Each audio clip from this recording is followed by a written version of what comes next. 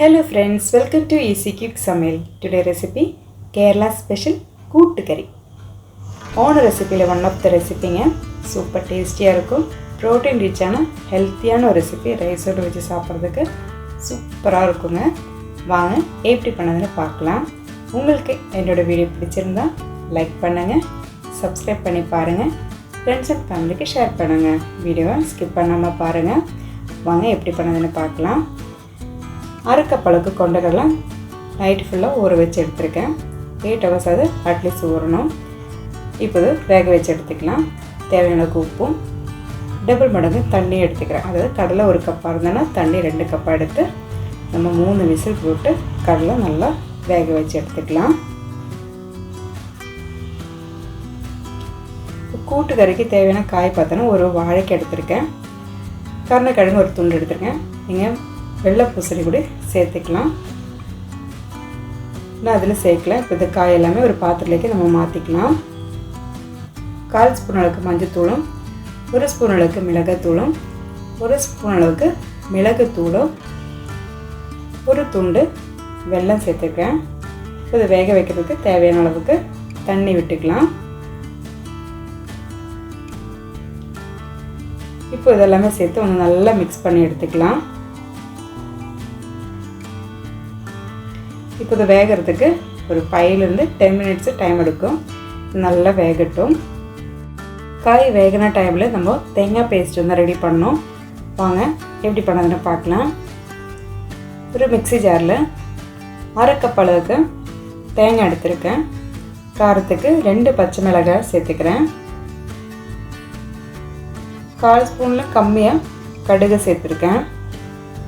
ஜீரகம் 1/4 ஸ்பூன் அளவுக்கு சேர்த்துருக்கேன். இப்போ இது நல்லா பேஸ்ட் மாதிரி நம்ம அரைச்சி எடுத்துக்கலாம். இதை ரெடி பண்ணி வச்சாச்சு. இப்போ காயெல்லாம் வெந்திருக்கான்னு நம்ம செக் பண்ணிக்கலாம். பாருங்கள், காயெல்லாம் சூப்பராக வெந்திருக்கு. இப்போ நம்ம வேக வச்ச கடலை சேர்த்துக்கலாம். நான் கடலை வேக வச்சது கம்மியாக தான் எடுத்துருக்கேன். ஏன்னா காய் கம்மியாக இருக்கிறதுனால கடலையும் கம்மி பண்ணி தான் எடுத்திருக்கேன். இப்போ நல்லா மிக்ஸ் பண்ணி எடுத்துக்கலாம்.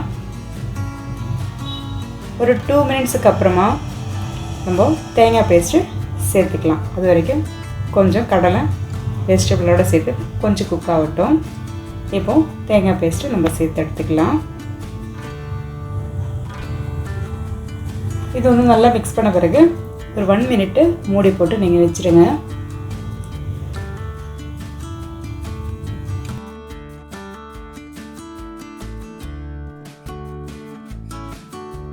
இப்போ கூட்டுக்கறியில் நம்ம தயிர் சேர்க்க போகிறோம்.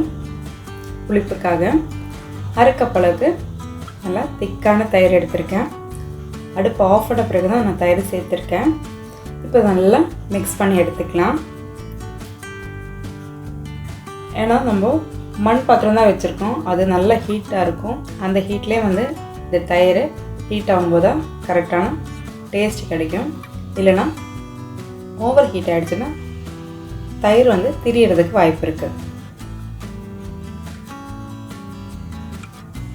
இப்போ தேவையான அளவுக்கு உப்பு நம்ம பார்த்து சேர்த்துக்கலாம்.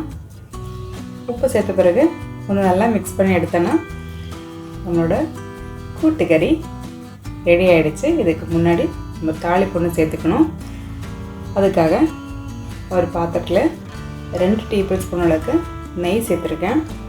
கொஞ்சோண்டு கடுகு, ஜீரகம், காஞ்ச மிளகாய், சின்ன வெங்காயம், கருவேப்பிலை, கொஞ்சம் பெருங்காயத்தூள் எல்லாமே சேர்த்து நல்லா ஃப்ரை பண்ணிவிட்டு நம்ம கூட்டுக்கறியில் சேர்த்து ஒன்று நல்லா மிக்ஸ் பண்ணி எடுத்துக்கலாம். சூப்பர் டேஸ்டியான கூட்டுக்கறி ரெடி ஆகிடுச்சு. நீங்களும் மனசு செஞ்சு பார்த்து எப்படி இருக்குதுன்னு சொல்லுங்கள். என்ஜாய் பண்ணி சாப்பிடுங்க, ஆரோக்கியமாக வாழுங்க. தேங்க்ஸ் ஃபார் வாட்சிங்.